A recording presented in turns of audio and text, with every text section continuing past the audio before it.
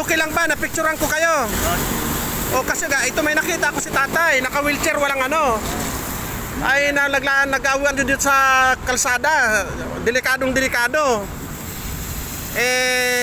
Gusto ko man siyang ihatid. Papunta daw siyang Baclaran galing Imus. So, ipakikiusap ko siya dito sa mobile na baka pwede siyang ihatid ng Baclaran.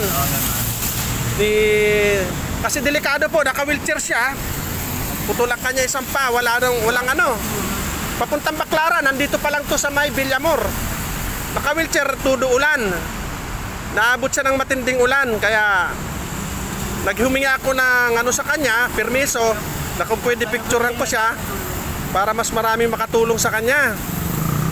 Ay nandun na sana ako sa Merville, kaya lang hindi kaya ng konsensya ko kasi binabanatan siya ng matinding ulan.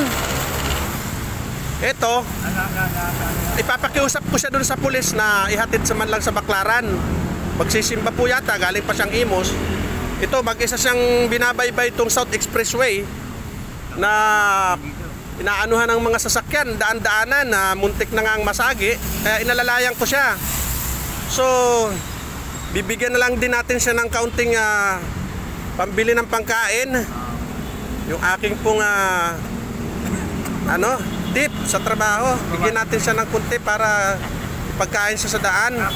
So thank you.